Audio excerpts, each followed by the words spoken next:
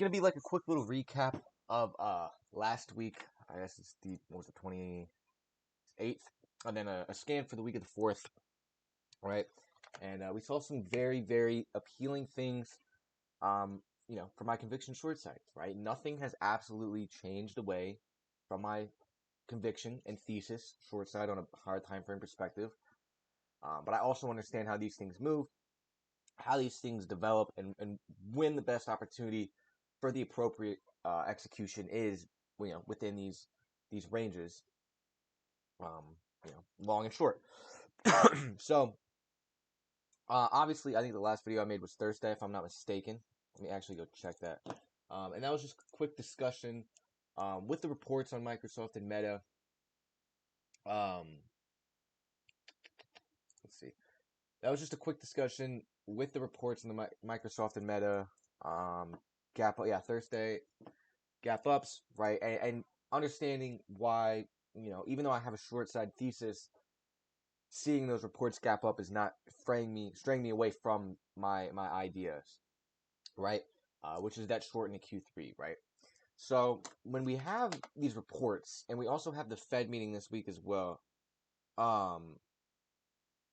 We also have the Fed meeting there as well.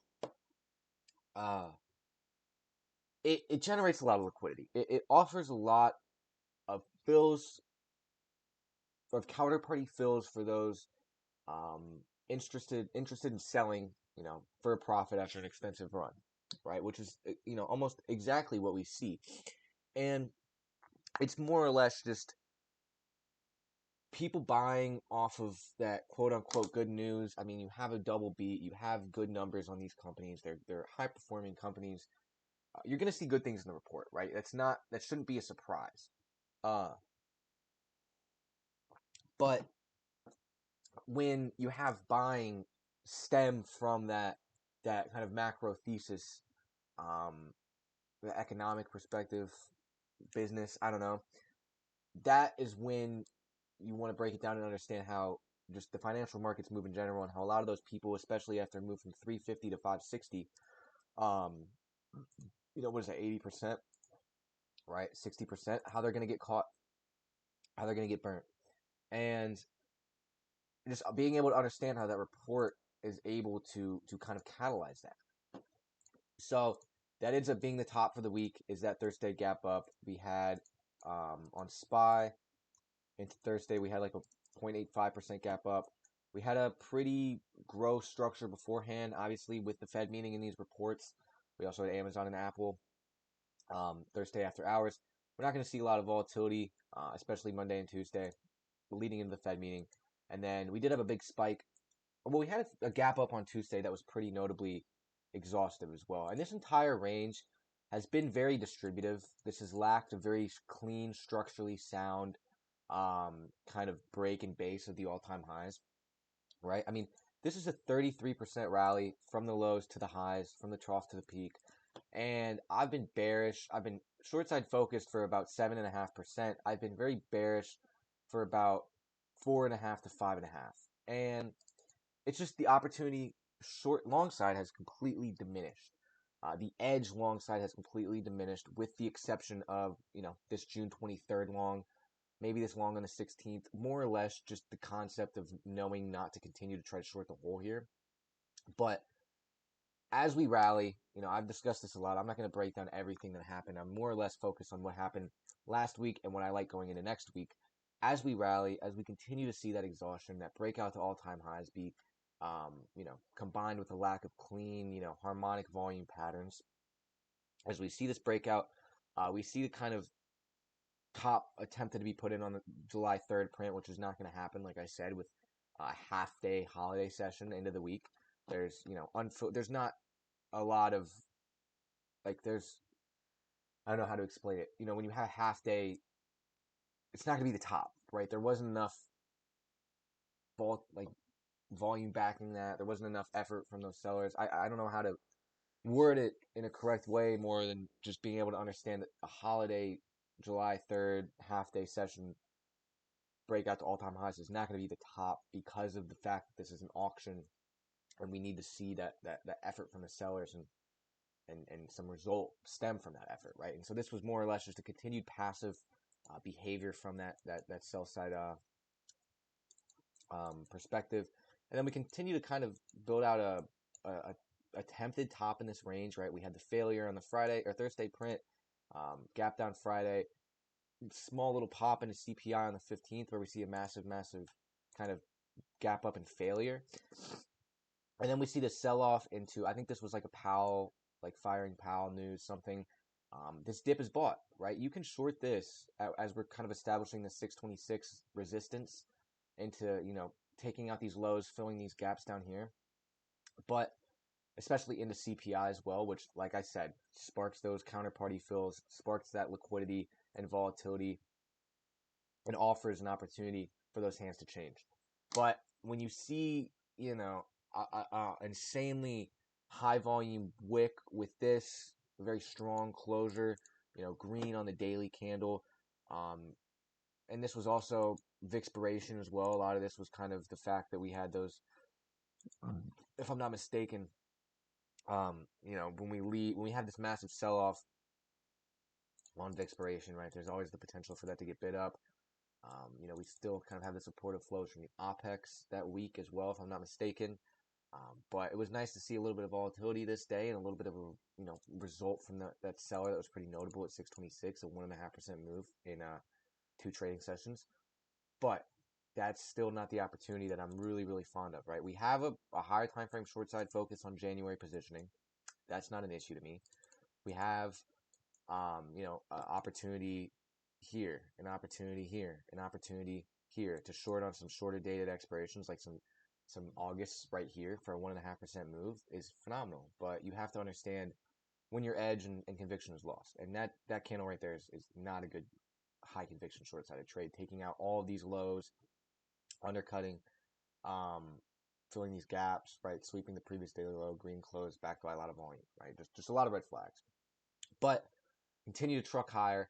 And at this point, you can kind of get a feeling that it's going to be into these reports, right? Especially as this summer of George ends.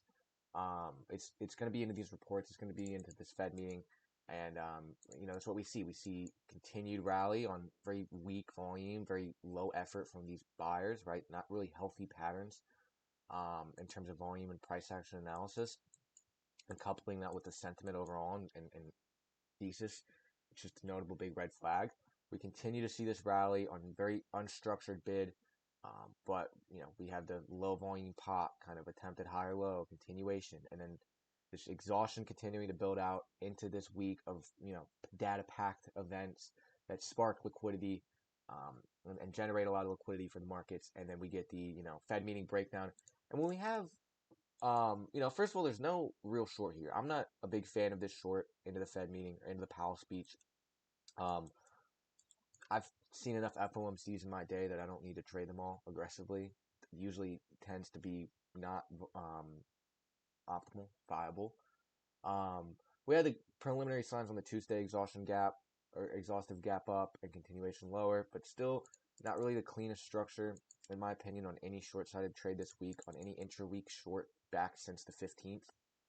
When you think about positioning, this is still building out, the conviction is there for a higher time frame short. Something I like to preface is always understand your time frame and your perspective and your risk to reward. And, the January to March positioning in next year, targeting 580, 600, 564 is vulnerable. You have to leave room to add, and you have to wait and strike on shorter dated opportunities throughout the way, right? So that's what I'm talking about here. And then we had this massive breakdown prior to the Fed meeting, but it doesn't really it's not really a good look when you see that massive shakeout, sell-off, and then a strong close into some reports. It's more or less potential for this to be bid lower into these reports, which is kind of what we get. And we see this gap up the following session of Microsoft and Meta reports. And this is it. I mean, this is the liquidity generating event and data set that for these reports that kind of spark this reversal. We have this gap up.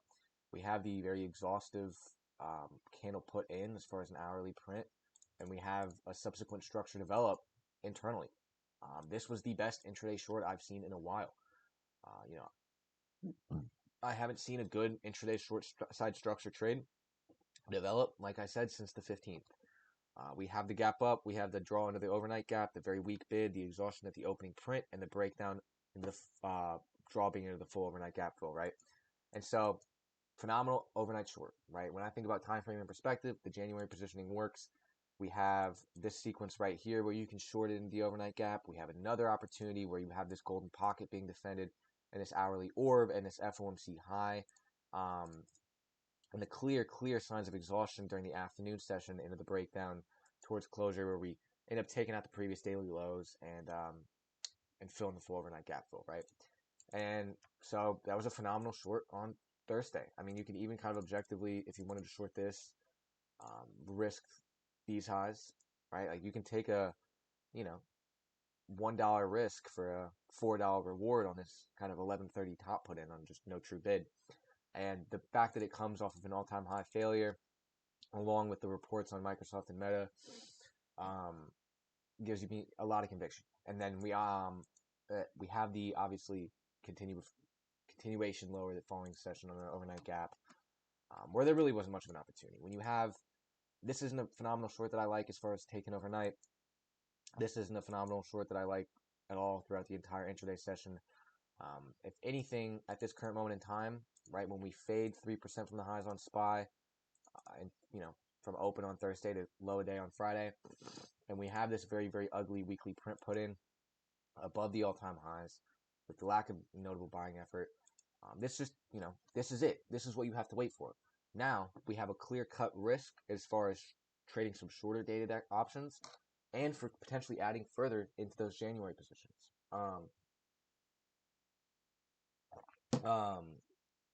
But it's just being patient, right? There were opportunities throughout this range that were there but weren't really super clean, and then we had the rally off of the June 23rd and June 20th accumulative sequence, and then we continue higher, continue to see that distribution, right? This topping out process takes a while, and then we see finally some very notable aggressiveness behind these sellers. Now, we haven't seen a structure change yet. I do think that there is going to be a long this week, right? I do think that 613 is pretty pivotal, the February 18th, 19th high, and we have a very large unfilled gap, and we have a potential for a lot of late shorts to get trapped, right? You're already kind of seeing it on Monday or on Friday, right, where we have this low taken out and this immediately pretty notable reversal. But this is something, in my opinion, that we can long this week. We're also leading into the week of Vantage Harm flows, so that's something to take into consideration. And a lot of people are going to get trapped short. So my focus this week and going over the next couple of weeks is going to continue to be that January positioning. We finally have a footprint to play off of. We need to crack under 613 though, and into 600. I think that'll happen this month. I think that'll happen probably post August opex. But my focus here is going to be see if we can get some continuation early in the week. Trap some of those late shorts, right? And then smoke some of the early dip buyers, right? Because a lot of the people have been buying this dip aggressively, right? Buying the dip here, buying the dip here, buying the dip here. And at some point, it's not going to work out. And at some point, those people are going to get absolutely fucking smoked. And that's when the sell is going to exacerbate. We're going to get everybody bearish, and we're going to trade, 15% from the highs, 12% from the highs in the quarter four. And then we're going to get some reversion opportunities alongside with the end of the year flows, probably some individual names. That's going to happen, right? And a lot of these dip buyers are going to get smoked. We're going to keep buying the dip. They're going to get smoked. It's going to exacerbate the sell. And then they're going to flip bearish, and we're going to get some long opportunities. But for now, I'm pretty focused on seeing how 613 acts, because we still have to crack these previous all-time highs. We still have to change that daily structure to really have a clear risk to reward. And if that happens, if we see a very notable buyer continuing to bid this like we did on Friday's session, I think a long position on some late August, early September expiration back up to 626 to 632 is pretty viable. I think that can happen relatively quick. I think that can happen with like a maybe day or two kind of weak gap ups, and then we can see that kind of sign of a distributive sequence, and we can then short this. And so I'm looking for continuation lower this week, a pop into this gap, August opex / expiration, and then a trade 20 points back to 613 and then down to 600. And then we can maybe play it, right? If this is, August opex, we see a good breakdown here, maybe an internal structure in a September opex, get another lower high, and then into October we see 564.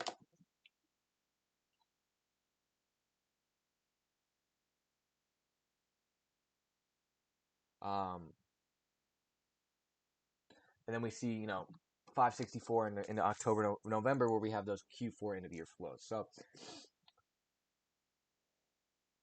that'll be something I keep out an eye for, and that'll be a focus going forward. It's probably a long into a short. SPY is still my main focus on January's.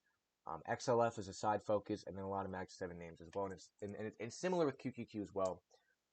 I mean, dude, we were like 5%, 6% above the 2025 quarter one highs, right? Like, this is gross and this is disgusting, and there's no true structure or bid, and it's a passiveness into things that can catalyze a top and change those hands. And that's exactly what we see. A lot of people that are bullish on this all-time high breakout don't understand that, yeah, we're breaking out the all-time highs, we're closing above on the weekly, but like these things take time to develop.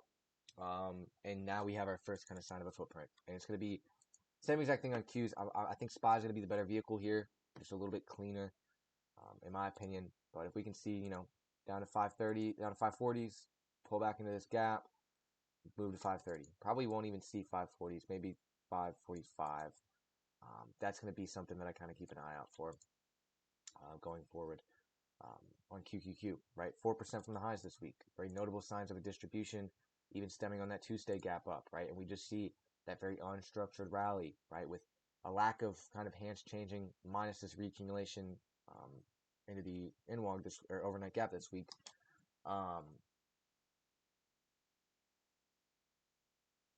In the overnight gap this week, and we see the rally back higher, where we then continue to see the exhaustion. But I like SPY a little bit better. I think it's a little bit cleaner in terms of targets, risk to reward, and areas to play it off of. But QQQ is a very good short this week as well on this, golden pocket lower high. Golden pocket lower high on week bid. Feeling some pretty pivotal points within this chart, same as SPY. And then we have the intraday move and then continuation into Friday, where we put in this really, ugly weekly candle. And we should see continuation towards the low 540s probably pretty soon. So same kind of concept here, right? This is like a 40-ish% rally off the lows, and I've been bearish for 42% rally off the lows, and I've been bearish for 7 to 10, right? I mean, this was really gross. They faked me out on the 5th into the 6th, and then into that cold CPI print and the VIX pop on the 12th, and the war news and the lower high and the accumulation in the June opex. I can't talk about it. It just pisses me off. But then XLF as well is another big time focus of mine. A higher time frame distribution, in my opinion. It's very, very notable and notably distributive. 1.6% new high in 140 days, 20 trading weeks. And we're finally seeing some aggressive volume backing a weekly print, a weekly seller. And it happens on, the exhaustive top put in at new highs, right? This is,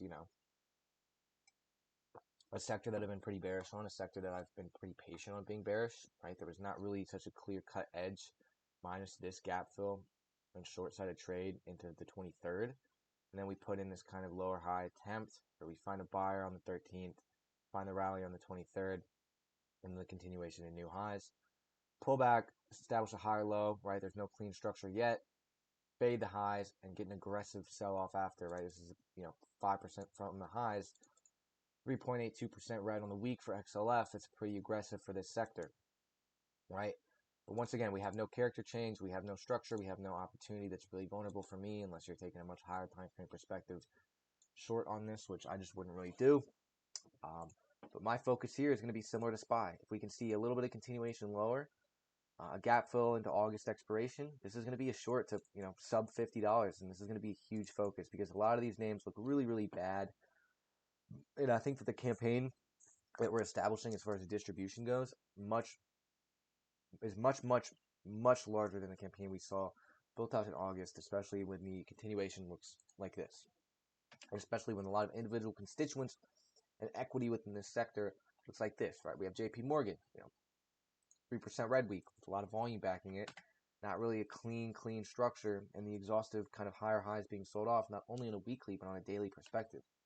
Goldman Sachs as well. You can just see these weekly prints. You can see the exhaustion develop, and you can see just the patience that you have to have for these short side conviction because it takes a lot of time to develop. Schwab, all-time high fade on, in my opinion, what is a much higher time frame distribution following the bank crisis, quote unquote, in 2023. Visa and MasterCard are both very disgusting charts. And I still think that, this revisits 293, sub $300 again this year and the next. But we do have a gap to fill at 371. I don't have an edge on a lot of these quite yet. But like MasterCard fading the January report where we saw a month of consolidation and then a failed breakout and a fucking 20% reversal into a new all-time high push that results in this massive sell-off where in 4 trading sessions we lose 10% with ease. Revert into the gap. Failure off the report on such a pivotal point at 576. So, things like that, being able to understand the individual constituents and equity within certain sectors that give you red flags in the financial markets is something that a lot of people don't understand. This and technology are the 2 largest sectors within the S&P 500, and financials tend to tell you something a lot. Financials tend to tell you something before they happen.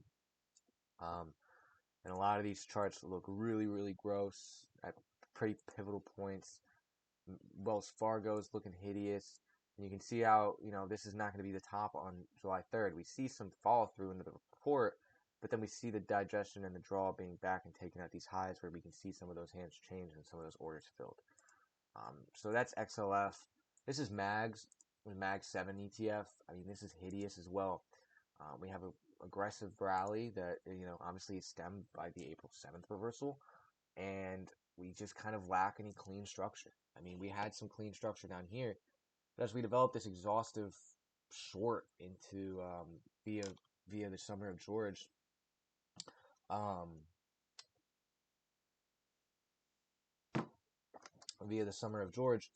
it's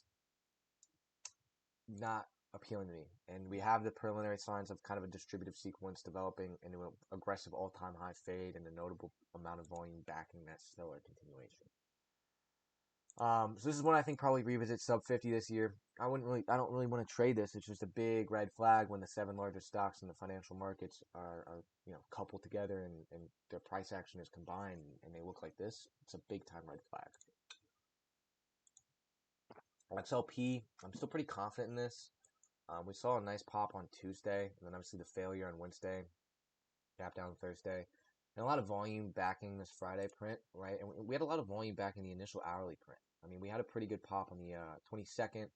Then we took out those lows on Tuesday, saw some continuation, but just a failed breakout and a notable buyer down here, nonetheless.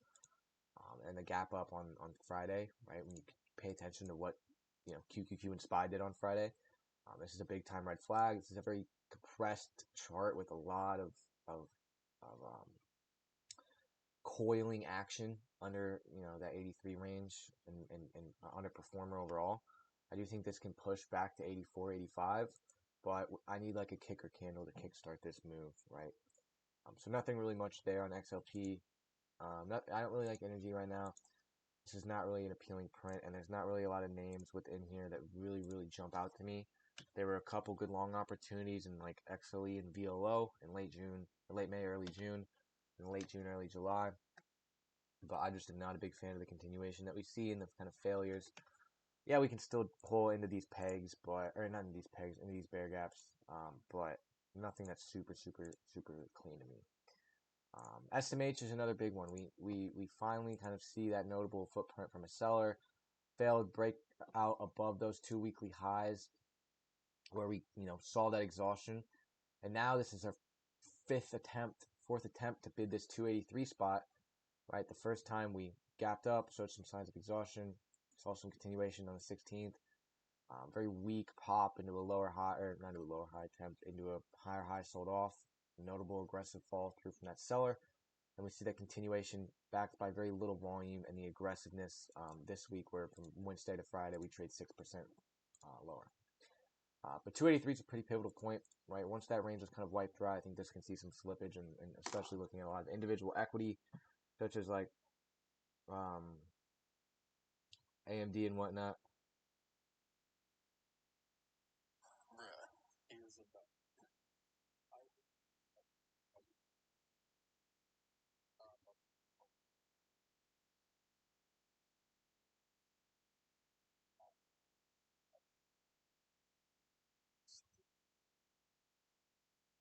Um,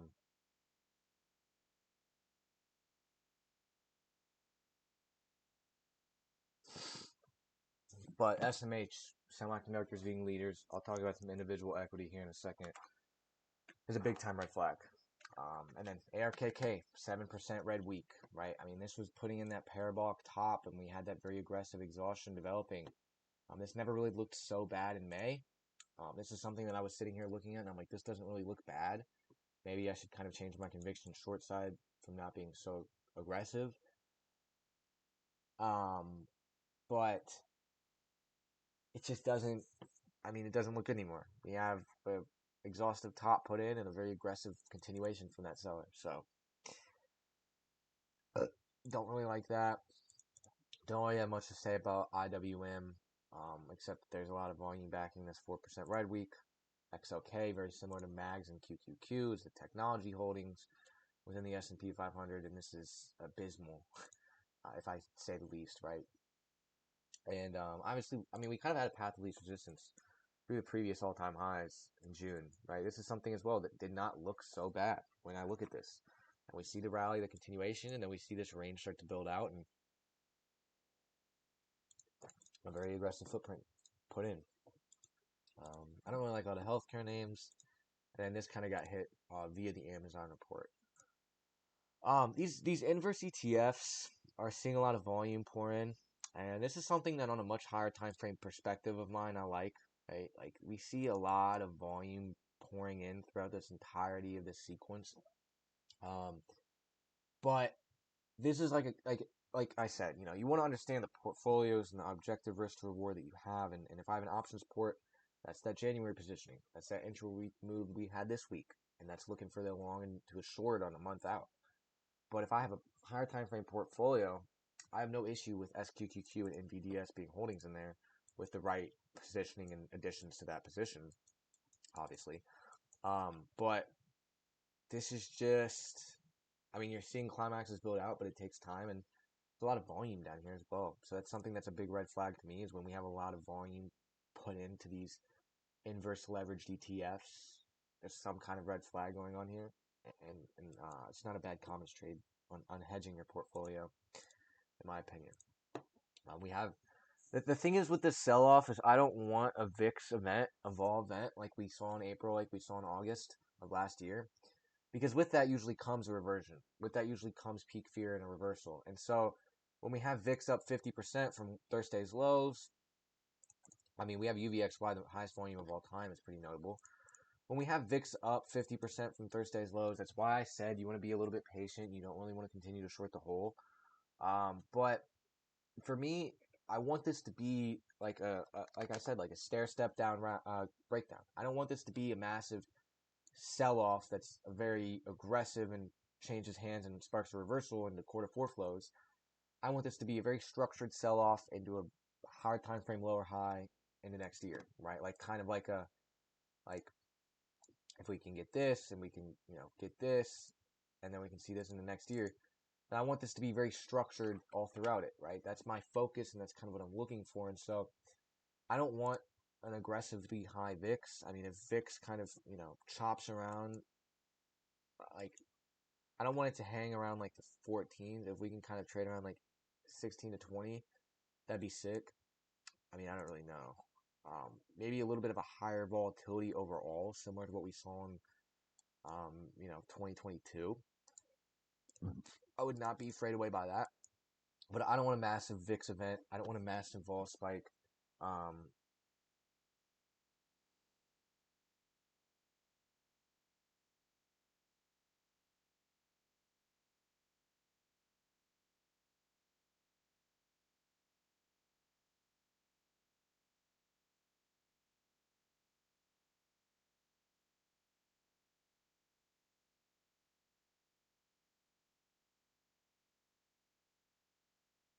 But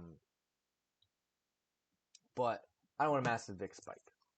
All right, we have NVIDIA as well, from 183 to 173 on the closure of the week, down a couple percentage points, 6-7%, 6-7. All right, I got chill.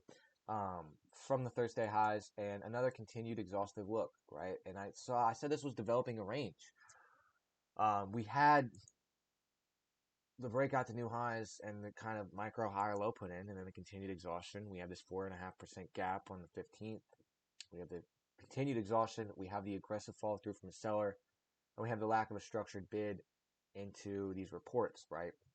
When I just think about like these exhaustive gaps, the failure here, the continuation, the notable seller on Tuesday, kind of the inside closing the inside bar, and then the gap up, the 1.5% gap up that's faded, 2% gap up that's faded.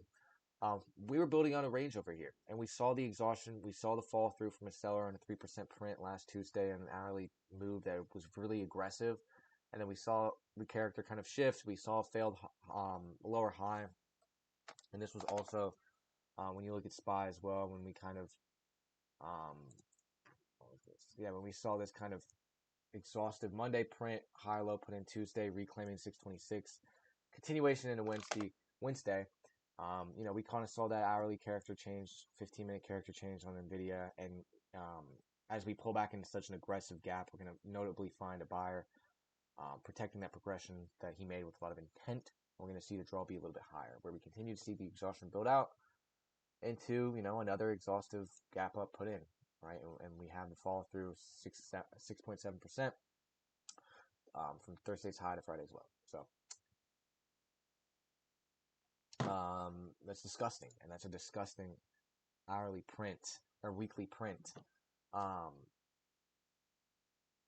Weekly print put in volume wise, failure wise. We finally, as we saw this seller off of the May report and into July, where we see the all-time high breakout into June, late June, early July, and then we see this range start to build out, and the exhaustive top put in.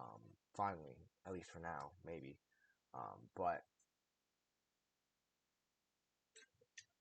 now we finally see that kind of being put in. So this will be something I look for, right? Obviously, we can see a little continuation, maybe like that, but I don't have an edge here yet unless it's a higher time frame NVDS perspective. Apple with a big time failure. I did want this at 224 off the report. It doesn't look like we can get it. We had this small gap up to 213 again, where this was a really clean IV flush trade off the April 14th highs, where we saw the exhaustion and the range kind of stall out in general. But I don't really have an edge here yet. I do still would like to see 224. Jesus, I just stuttered like a bitch. But this is a gross chart in general, in my opinion, especially with the failure above these highs. There's a lot of hands that change, and a lot of, when you have this kind of resistance faded like that aggressively, we have a lot of buying from shorts being short stopping out in late longs. So there's definitely potential for those hands to have been changed and the campaign to be established, take us to new lows, but we'll have to see how this develops. This is a really gross earnings print, though. I will say that's myself. Really gross AMD weekly as well. This was a clean buy down here. I discussed the fact that April was the necessary catalyst to spark a reversal on a name that had been previously building out a lot of climaxes and was a notable underperformer, last year. But as we continue to rally, we see some signs of exhaustion on the 15th. We see an internal higher low. We see the exhaustive influx of volume and parabolic top put in. When you see the spreads get wider and the gaps get extensive and the volume really pour in, and then this massive kind of climactic top with a lot of volume backing it and stall that following Thursday session off of a gap up, something's up. And it's happening at a gap fill from an October or July 2024 report. Something's up. I don't have anything I'd really trade on this unless it's like a higher time frame short, but this is something I'm watching on their report Tuesday after hours for a potential IV flush, especially if we can open at like 190. That would be kind of sick. Or if they just sell it off. But I don't like this name. I don't really like Tesla anymore. This was an attempt at an internal higher low on Wednesday, and we continue lower following two sessions.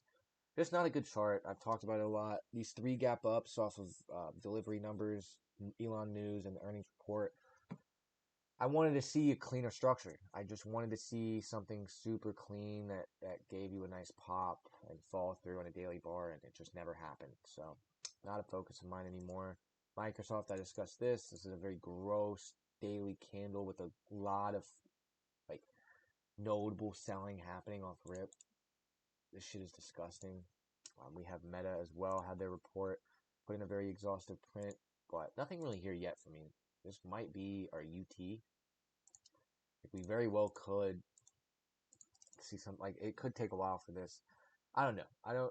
All I know about Meta is that I want this sub 400 next year, but I also understand that this needs time to develop. A very exhaustive earnings print, though, I will say so myself. Google, I don't really like Google. We reverted into the peg and saw the notable seller and lack of a clean structure. So my edge is kind of gone on Google, and then Amazon an 8% day off of the report, stemming from the failure within the February peg. So not a good look as well. So that's a lot of the individual big market-wide gauges that I use and my thought processes on all of them. As far as individual names, I don't really like a lot of things long at all. PEP is pretty good. This was a great commons trade, 15% from 128 to the 140s. And obviously, I was looking for potential for this to continue off of just one sweep in the peg. Didn't happen. We saw the breakdown on Thursday. Now we want to kind of see how this develops. No position that I'm really confident in unless you want to buy some shares, but I think the best bet would kind of be waiting for a clean structure and trading this on options when the time is right and we see those kind of cyclical rotations develop and come into play. Because this is just a slow shares mover, and I don't really want to put money on that. But I think we could see 150s to 160s this year if PEP performs well. Nike, yeah, I didn't like this gap up, and I don't like this weekly look. We're gonna look for 62 to 69 before touching this long. A lot of these other distributions, like I said, Schwab looks very gross. TSM looks very gross, exhaustive. Top put it on the report, and then a potential lower high established. Hood as well looks disgusting. Palantir report Monday after hours. I still think that this is gross. Look at this anomaly print volume wise. PA&W, I talked about this. We now faded 17% from the highs to 19.98 from the highs to the lows of the week, 17.83 from the highs to the closer. And this is backed by a lot of volume on a potential higher time frame distribution. It's just as simple as looking on a higher time frame perspective where the volume comes in at and how aggressively it comes. Pause. We have this February report with 178 million volume, 23% red week, the reversion being necessary, the highs being put in, the aggressive sell-off, the attempt at a new high established being very weak, breakdown and kind of sign of weakness in the April 5th, April 7th, and then the rally stalling at new highs for a very weak new follow through as far as new all-time highs goes, starting at 20% breakdown on 117 million volume. There's a big time red flag here, and a lot of it is just being able to understand, first of all, structure, the fact that these higher highs are all being sold off and there's no lows being bid. The hands are changing from the highs, especially after this rally from $20 to 200 from COVID. Second of all, volume. Just simple effort versus result. There's a lack of buying effort, first of all, and very minimal result, right? And then there's an aggressive amount of selling effort and a notable amount of result, giving you that kind of harmonic volume patterns, I guess you could say. But this is going to be a short side focus next year for sure. UNH, like I said, I wanted to see this low taken out, right? We had the parabolic reversal. This reverted 30% from the lows to the highs of this kind of range. And then we saw a buyer attempt to defend this gap, and it just never really developed anything super, super clean. I don't really like how this is panning out. I don't really have a lot of confidence in this range, how it developed. And then we see the slippage in the report, and now we see a lot of those people that attempted to buy it, 20% higher, kind of be a little bit underwater. And we're pointing to a gap from 2020 that's unfilled. So this, at the moment, is just purely a commons focus, right? You put this in your long-term portfolio, this can revert you 40 to 60%, I think, in the early next year. But you also have to understand this is a slow mover. This is not CrowdStrike, right? When you think about CrowdStrike, this is not CrowdStrike. This is not going to move and revert you aggressively 50% like quickly. It might, but it's not CrowdStrike. It's a slow moving healthcare name. If I have any position on this, it's commons underneath 250 and focusing on a long-term port, something that I'm not worried about, managing every day, just watching the positions, right? Like I said, that options port, the commons port, and obviously the retirement portfolios. Maybe if you want, I would rather not even touch the IRA with UNH shares. I'd rather just buy index funds, and I'd rather just buy this on a long-term portfolio where this can run 50 to 60% in the next 2 quarters, and you can cash out a nice gain. Maybe take some options trades throughout, but nothing really else. Coin and MSTR look disgusting, and so do Bitcoin. I don't have much else to say about that. These look hideous. The digestion of the parabolic top put in November, an aggressive fall through, and the failure of the previous all-time highs from post IPO, and the monthly failure of the initial IPO as well, or the initial opening, right? So disgusting looking charts. Top, like this was a clean long down here on the undercutting of these internal lows in the 1-day inside bar. Got a little bit aggressive and parabolic, saw an attempt at a higher low, continued and just continue to build out an exhaustive top. So that's it for me. There's a lot that gives me conviction for that short, and even though I'm been bearish for like 6% of this rally, it's for a good reason. I think you just have to pick and choose your battles, understand your time frame and your perspective. Like I said, options port, commons port, retirements.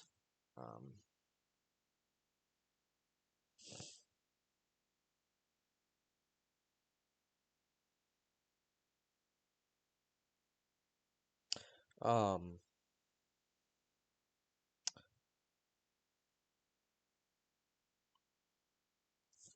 you have to understand that, like I said, there's been a really weak range for the options and leverage portfolio, and I think that's about to change.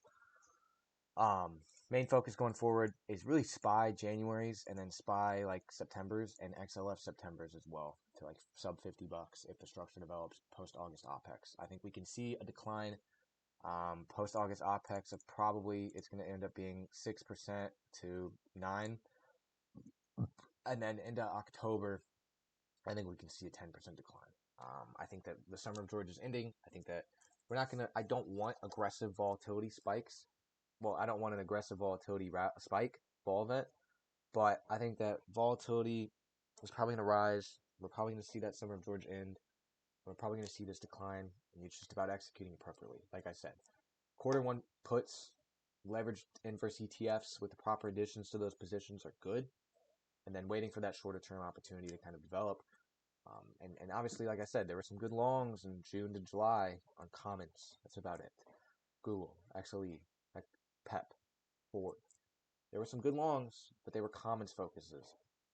And now, I think we're going to have some outperformance on the options portfolio, like personally. There's time and place for options. They're a very powerful tool that can turn a little bit of money into a lot of money, but you have to understand when to use them and how. And you just haven't had much of an edge. Mine is here to here. There's not much of an edge here. There's not much of an edge on this entire rally, minus this June 23rd higher low. You're playing against time, you're playing against volatility, and you have to, if you're precise with your positioning and exposure, you're going to be able to capitalize, but you have to appropriately do such a thing. And that's where I see a lot of people struggle. So, yeah, good luck, have fun. XLF, SPY, NVIDIA, and PEP, really the only positions I would open on options, but waiting for those subsequent structures to really, really develop. We have some reports this week. We have Palantir report is going to be a big one, and I'm going to watch Monday after hours. HIMS is a pretty gross chart as well, in my opinion. I don't really like this. We have Pfizer. I don't really have much of a look on this one, much of a read right now. That's maybe a higher low being put in. We'll add it to the watch list. AMD has a report. This will be a short focus on a flush if it even develops. I don't really know if it will, though. FCI, I don't really care about. Uber is a higher time frame distribution, in my opinion. Shopify, I don't really like this chart that much. I mean, Disney, yeah, a lot of names I don't really care about. As far as where they're at within this chart, I have a really clean I have a really clean idea of where I want my money at right now, and it's in a few names, and it's in a few short positions, and it's in a longs being UNH. Rivian was clean, but I don't really like this weekly look. God, this chart's fucking shit. But yeah, good luck, have fun, be safe.